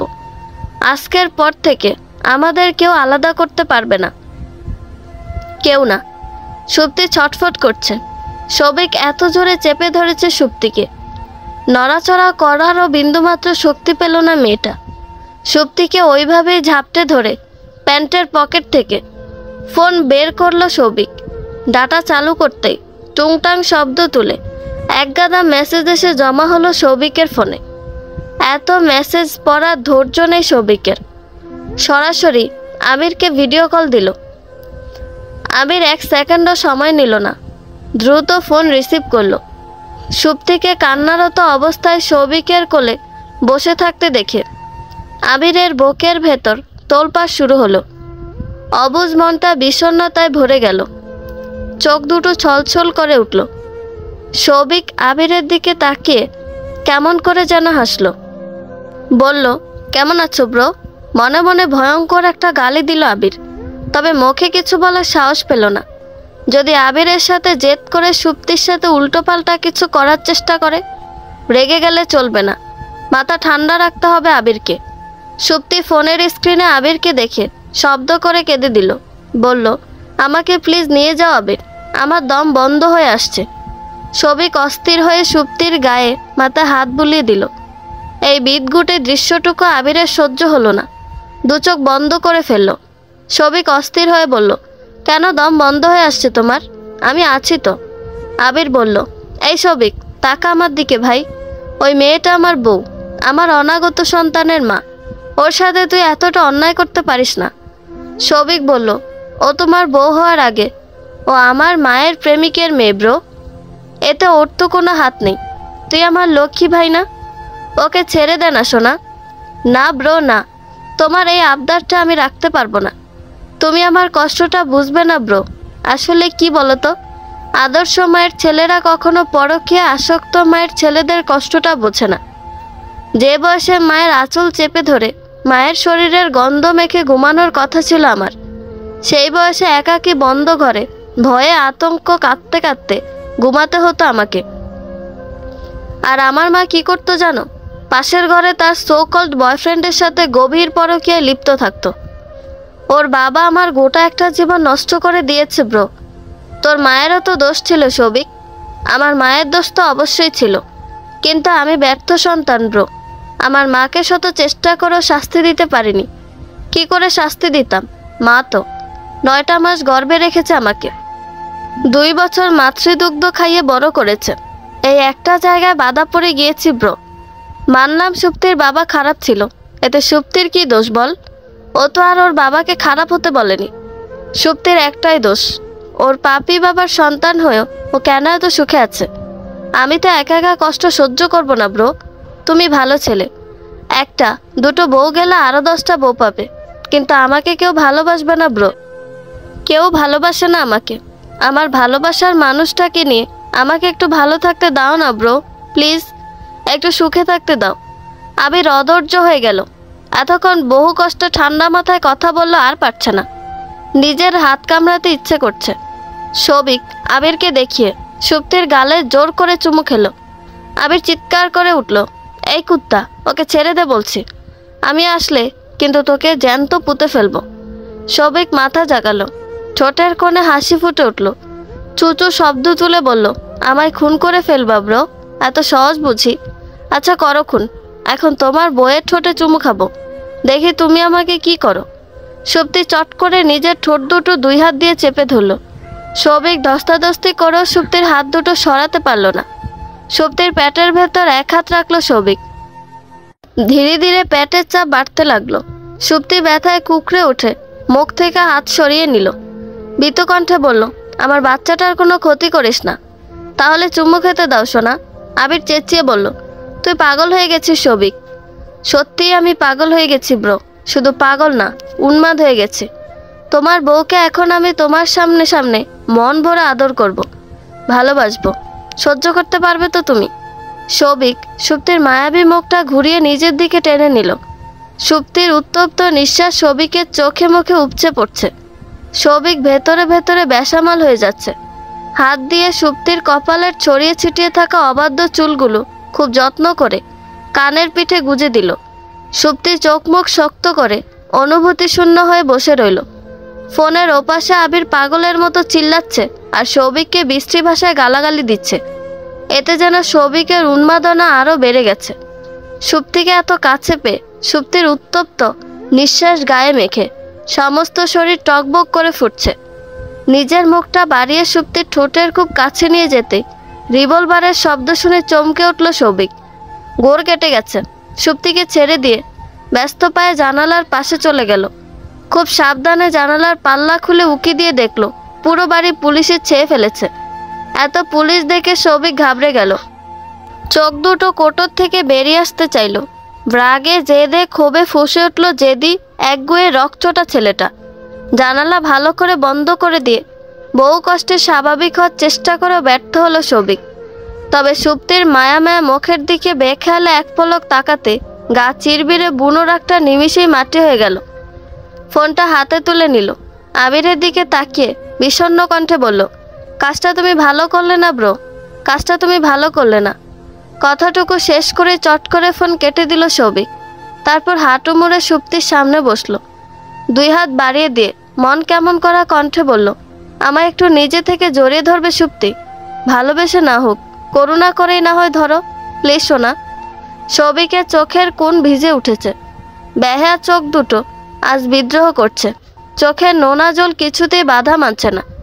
তারপরও ছেলেটা সুপ্তির দিকে একদৃষ্টিতে তাকিয়ে চোখে জল নিয়ে মন খুলে নিঃশব্দ হাসছে। সুপ্তির মায়াবী মুখটা দেখলে খুব শান্তি লাগে সৌভিকের। মনটা আবেশে বুঁদ হয়ে থাকে দীর্ঘক্ষণ। সৌভিক ধীরে ধীরে উঠে দাঁড়ালো। এক ঝটকায় সুপ্তিকে বুকে টেনে নিল। জীবনে প্রথমবার কারো সামনে ঝরঝর করে কেঁদে দিল সৌভিক। কান্নার স্রোত ধীরে ধীরে বাড়ছে। শরীর ফুলে ফুলে উঠছে, সেই সাথে বুকের ভেতর অসহ্য যন্ত্রণা অনুভব করছে। সুপ্তি থেমে নেই। সৌভিকের বাহুডোর থেকে নিজেকে ছাড়িয়ে নেওয়ার জন্য সৌভিককে আশ্রয় কামড়ে নাজেহাল করে দিল। সৌভিককে সুপ্তিকে ছাড়লই না, উল্টো আরেকটু শক্ত করে বুকের ভেতর চেপে ধরল। বিড়বিড় করে বলল, এত ছটফট করো না সুপ্তি, একটু স্থির হয়ে থাকো। আমাকে না কেউ ভালোবাসে না জানো? আমি যাদের ভালোবাসি তারাই আমাকে খুব বেশি কষ্ট দেয়। আমারও বুকের ভেতর জ্বলে পুড়ে যায় সুপ্তি। আফসোস, এই দহন আমি কাউকে দেখাতে পারি না, কারো সাথে মনের কথা শেয়ার করতে পারি না। শুধু প্রতিনিয়ত গুমড়ে গুমড়ে মরি। তুমি আমায় মিথ্যে মিথ্যে একটুখানি ভালোবাসলে কি এমন ক্ষতি হতো বলো তো সুপ্তি? বাইরে পুলিশ অপেক্ষা করছে। হয়তো পরপর দুইবার তোমাকে অপহরণ করার দায়ে আবারও আমার জেল হবে, বলা যায় না, ফাঁসিও হতে পারে। এখন আমার কি মনে হচ্ছে জানো? তোমাকে আমি গলা টিপে মেরে ফেলি, তারপর আমি নিজেও মরে যাই। কথাটা বলে আচমকা উন্মাদের মতো সুপ্তির গলা শক্ত করে চেপে ধরল সৌভিক। বুক ভরে নিঃশ্বাস নিতে না পারার যন্ত্রণায় দমটা ভেতর থেকে বেরিয়ে যেতে যাচ্ছে। ঠিক সেই সময় সৌভিক ছেড়ে দিল সুপ্তিকে। সুপ্তির কাশতে কাশতে অবস্থা খারাপ হয়ে গেল। গলাটা অসম্ভব ব্যথা করছে। সৌভিক পাগলের মতো সুপ্তির গলায় হাত বুলিয়ে দিল। মরিয়া হয়ে বলল, তোমার খুব কষ্ট হচ্ছে সোনা। আসলে আমার মাথা ঠিক নেই, আমি বোধহয় পাগল হয়ে গেছি। না হলে আমার ভালোবাসার মানুষটাকে আমি কেন গলা চেপে ধরলাম? আমি তো তোমায় মারতে পারবো না সোনা। এই পৃথিবীর বুকে যে যত বড়ই নিকৃষ্ট প্রাণী হোক না কেন, ভালোবাসার মানুষটাকে বোধহয় নিজের হাতে মেরে ফেলা যায় না, কিন্তু ভালোবেসে নিজের জীবন খুব সহজেই শেষ করে দেওয়া যায়। আমার এক জীবনে অপেক্ষা থেকে যাবে। তোমাকে এত কাছে পেয়েও নিজের করে পাওয়া হলো না আমার। আজ আমার কিছু হয়ে গেলে কেউ কাঁদবে না, কেউ মন খারাপ করবে না, কিন্তু তোমার গায়ে সামান্য একটা ফুলের টোকা লাগলো, ব্রো পাগল হয়ে যাবে, পুরো পৃথিবী তোলপাড় করে ফেলবে। আমি না সারা জীবন ধুকে ধুকে জ্বলেছি সুপ্তি। আমার মৃত্যুর পর যেন আমার নিথর দেহটা আগুনে পোড়ানো না হয়। আমার শেষ সময়ও কেউ যেন আমাকে জ্বালিয়ে না দেয়। আমাকে যেন মাটি দেওয়া হয়। সবাইকে তো নিয়ম মেনে দাহ করা হয়, আমার বেলায় না হয় নিয়ম ভঙ্গ করলে।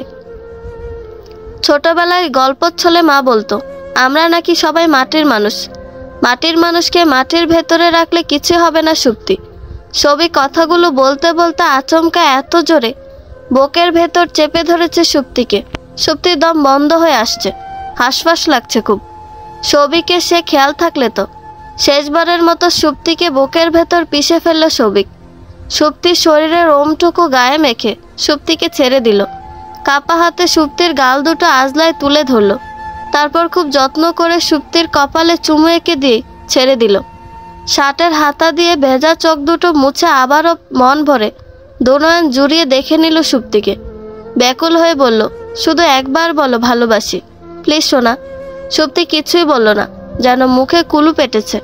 সবিক নিচের ঠোঁট কামড়ে ধরে কান্না আটকালো, মাথা চুলকে নিঃশব্দে হেসে দিল। পুরুষ মানুষের এত কাঁদতে নেই।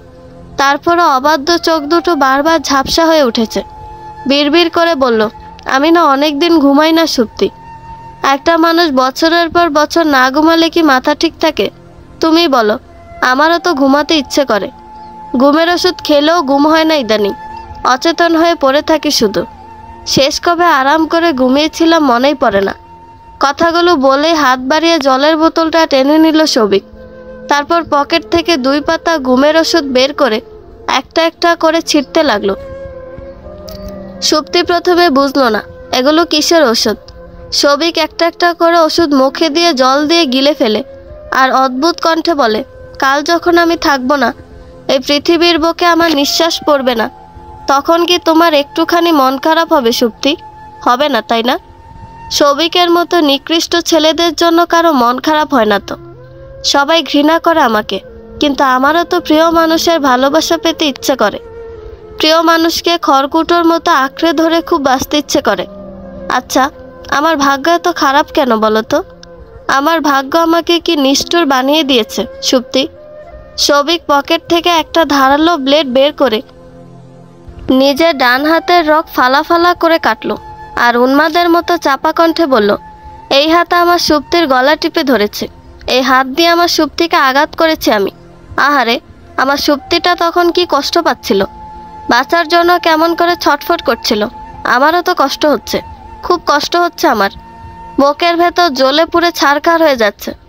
বুকের ব্যথার কাছে হাতের ব্যথা নস্যি। সবিকের পাগলামি, অস্বাভাবিক আচরণ দেখে ভয়ে 2 চোখ বুজে ফেলল সুপ্তি। শরীরের ভেতর শিরশির করছে, পেটের ভেতর গুলিয়ে উঠছে, মনে হচ্ছে যে কোনো সময় বমি হয়ে যাবে। এত রক্ত সহ্য হলো না সুপ্তির, মাথা ঘুরে উঠল। সবিকের পাগলামি থেমে নেই। রক্তে ভেজা হাতটা সুপ্তির সিঁথিতে রাখলো। সুপ্তির সিঁথি চুইয়ে চুইয়ে লাল রঙা টাটকা রক্ত গড়িয়ে পড়ছে। এত চমক নিতে পারল না সুপ্তি। সুপ্তির জ্ঞান হারানোর জোগাড় হলো। ঘুমে সবিকের 2 চোখ বুজে আসছে। বিড়বিড় করে বলল, ভয় পেও না সুপ্তি, তুমি ভয় পেলে আমার ভালো লাগে না। খুব শখ ছিল আমার রক্তে তোমার সিঁথি রাঙিয়ে দেব। এই দৃশ্যটা কত শতবার কল্পনা করেছি। আমার অন্তিম সময়ে আমার শখটা পূরণ হয়ে গেল সুপ্তি। আমার আর একটা শখ পূরণ করবে সোনা? আমি তোমার কোলের মাঝে একটু শুভ। সুপ্তি এত রক্ত দেখে এমনিতেই ভয়ে আতঙ্কে দিশেহারা। এক জায়গায় পাথরের মতো শক্ত হয়ে দাঁড়িয়ে আছে। এই সাইকোটা কি করছে, কি বলছে কিছুই মাথায় ঢুকছে না। সাইকোটাকে যে থামাবে সুপ্তি, সেই শক্তিটুকু সুপ্তির শরীরে অবশিষ্ট নেই। হাত পা ঝিম লেগে আসছে। সবিক জোর করে সুপ্তিকে ফ্লোরে বসিয়ে দিল। তারপর সুপ্তির কোলে মাথা রেখে শুয়ে পড়ল। ঘুমে বুঝে আসা কণ্ঠে বলল, আমার বাবা মাকে একটা শিক্ষা দেওয়া খুব দরকার ছিল সুপ্তি। শুধু জন্ম দিলে বাবা মা হওয়া যায় না, কর্মও করা লাগে। আমার মৃত্যুই না হয় আমার বাবা মায়ের জীবনের সবচেয়ে বড় শিক্ষা হয়ে থাকবে। এই সুপ্তি, আমার মাথায় একটু হাত বুলিয়ে দাও না। আমার না ঘুমে 2 চোখ বুজে আসছে। আমি শত চেষ্টা করেও তাকিয়ে থাকতে পারছি না। আমি সারা জীবন শান্তিতেই ঘুমাতে চেয়েছিলাম সুপ্তি, কিন্তু এখন আমার তোমারে রেখে একা একা কিছুতেই ঘুমাতে ইচ্ছে করছে না। এরকম সর্বনেশে ভালোবাসার কারো জীবনে না আসুক। আমি যখন থাকবো না, আমাকে ভেবে কি তোমার চোখ ভিজে উঠবে? আমাকে মনে পড়বে তোমার? বলো না সুপ্তি, তুমি আর চুপ করে থেকো না। তোমার কণ্ঠ শুনে আমি শেষ নিঃশ্বাস ত্যাগ করতে চাই সুপ্তি। সুপ্তি নিশ্চুপ। সবিক ধীরে ধীরে চোখ দুটো বুজে ফেলল। আনমনে বিড়বিড় করে বলল, আমার মৃত্যুটা সেই সব পরকীয়া আসক্ত মা বাবাকে উৎসর্গ করলাম। আপনারা যদি পরকীয়ায় লিপ্ত হয়ে থাকেন, আমার অনুরোধ বাচ্চা নেবেন না প্লিজ। একটা প্রাণ পৃথিবীর বুকে এনে তাকে তিলে তিলে মানসিক যন্ত্রণা দিয়ে শেষ করার থেকে মাতৃগর্ভে শেষ করে দিবেন। পরবর্তীতে আমার মতো হতভাগ্য আর কোনো সবিকের যেন জন্ম না হয়। দরজায় জোরে জোরে কে বা কারা যেন করাঘাত করছে। নড়বড়ে দরজা যে কোনো মুহূর্তে ভেঙে যাবে।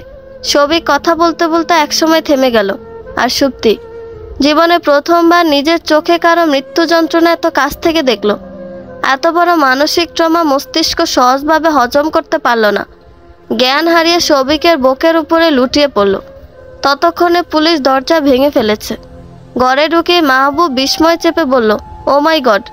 মহিলা পুলিশ সুপ্তিকে সবিকের বুক থেকে টেনে উঠালো। নাকের কাছে হাত নিয়ে বলল, এখনো নিঃশ্বাস পড়ছে, সম্ভবত ভয়ে জ্ঞান হারিয়ে ফেলেছে। সবিকে রক্তাক্ত অবস্থায় ফ্লোরে মরার মতো পড়ে থাকতে দেখে বলল, দ্রুত হাসপাতালে নেওয়ার ব্যবস্থা করো। সবিকে হাসপাতালে নিতে ঘন্টা 2 সময় লাগলো। ইমার্জেন্সিতে নেওয়ার পর ডাক্তার মৃত ঘোষণা করলো। আর সুপ্তির এখনো জ্ঞান ফিরেনি। হাতে স্যালাইন চলছে। আবিরের আসতে 2 দিন মতো সময় লাগলো, কিন্তু এসে আর আগের হাসি খুশি প্রাণোচ্ছল সুপ্তিকে ফিরে পেল না আবির। এই সুপ্তি অচেনা, কারো সাথে কথা বলে না, হাসে না, ঠিকমতো খায় না, শুধু ফ্যাল করে তাকিয়ে থাকে। আবির সুপ্তিকে অনেকক্ষণ বুকের ভেতর জড়িয়ে ধরে রাখলো। সুপ্তির পুরো মুখ চুমুই চুমুই ভরিয়ে দিল। সুপ্তির কোনো উচ্ছ্বাস নেই, শুধু বিড়বিড় করে বলল, ও বলেছিল ওকে যেন কেউ না পড়ায়, ওর অনেক কষ্ট, ওকে তোমরা মাটি দিও। এই সুপ্তি, কী সব বলছো তুমি? সুপ্তি আর কোনো কথা বলল না, শুধু ফ্যাল করে আবিরের মুখের দিকে একদৃষ্টিতে তাকিয়ে রইল। আবির সুপ্তির 2 গালে আলতো করে হাত রাখলো, বলল, আমাদের সন্তান আসতে চলেছে সুপ্তি, প্লিজ তুমি আবার আমার আগের সুপ্তি হয়ে যাও। সুপ্তি অস্ফুট স্বরে বিড়বিড় করে বলল, ওর অনেক কষ্ট, ওকে তোমরা মাটি দিও। আবির চিৎকার করে বলল, কাকে মাটি দিব? কার কথা বলছো তুমি? ট্রিনা রানী দরজায় এসে দাঁড়িয়েছে, মুখে আঁচল চেপে ধরে কাঁদছে। আবির মাকে দেখে তাচ্ছিল্য করে বলল, এখন কাঁদছো কেন? দেখেছো তোমার বোকামির জন্য মেয়েটার আজ কী অবস্থা হয়েছে? ওর আমাদের কাউকে নিয়ে কোনো মাথা ব্যথা নেই। ওর যত ভাবনা ওই মৃত সৌভিককে নিয়ে। কে কার জীবনে দ্বিতীয় বসন্ত হয়ে এসেছিল বলো তো মা? আমার জীবনে সুপ্তি, না সুপ্তির জীবনে সৌভিক? এই প্রশ্নের সঠিক উত্তর তৃণা রানীর কাছে নেই। তৃণা রানী মুখে আঁচল চেপে ধরে কাঁদতে কাঁদতে চলে গেল। আবির সুপ্তিকে বুকের ভেতর পিষে ফেলল। 2 দিন কি পরিমাণ মানসিক যন্ত্রণা সহ্য করতে হচ্ছে তা যদি এই মেয়েটাকে বোঝাতে পারত, তাহলে বোধহয় অশান্ত মনটা শান্ত হতো, বুকের ভেতরের অস্বাভাবিক যন্ত্রণাও কমে যেত। বিড়বিড় করে বলল, তুমি কেন মৃত মানুষকে নিয়ে এখনো পড়ে আছো সুপ্তি? ট্রমা থেকে বেরিয়ে আসো প্লিজ। সুপ্তি মাথা তুলে আবিরের মুখ পানে তাকালো, আলতো করে আবিরের গালে হাত বুলিয়ে দিল। বিড়বিড় করে বলল, ওর অনেক কষ্ট। আবির অধৈর্য হয়ে গেল। সুপ্তির গাল দুটো আলতো হাতে চেপে ধরে চোখের দিকে তাকিয়ে চিৎকার করে বলল, কার কষ্ট? কার? তুমি যার কথা বলছো সে আর বেঁচে নেই, মরে গেছো। এই সুপ্তি, তুমি কি কোনোভাবে সবিকে ভালোবেসে ফেলেছ, কিংবা ওর মায়ায় জড়িয়ে গিয়েছ? শেষের কথাটা আবিরের কণ্ঠে কি করুণ শোনালো। ডাক্তার বলেছে অতিরিক্ত ট্রমা থেকে মানসিক ডিপ্রেশনে ভুগছে সুপ্তি। ভাগ্য সহায় ছিল, বাচ্চাটার কোনো ক্ষতি হয়নি। নিয়মিত ওষুধ সেবন করলে আশা করা যায় দ্রুতই সুস্থ হয়ে উঠবে সুপ্তি। কিন্তু আবিরের ধৈর্য যে মানে না। যে মেয়েটা আবিরের জন্য পাগল ছিল, আবিরকে মন প্রাণ উজাড় করে ভালোবাসত, সেই মেয়েটা আবিরকে চিনেও চেনে না, দেখেও দেখে না, সারাক্ষণ আপন ভাবনায় মশগুল থাকে। এই এখন যেমন আবিরের বুকে মাথা রেখে সবিককে নিয়ে ভাবছে মেয়েটা। বন্ধুরা, গল্পটি ভালো লেগে থাকলে একটা লাইক করে দিবেন। গল্প সম্পর্কে কোনো মতামত জানানোর থাকলে কমেন্ট করতে পারেন। নতুন নতুন আরও গল্প শোনার জন্য চ্যানেলটি সাবস্ক্রাইব করে পাশেই থাকবেন। ধন্যবাদ সবাইকে, ভালো থাকবেন।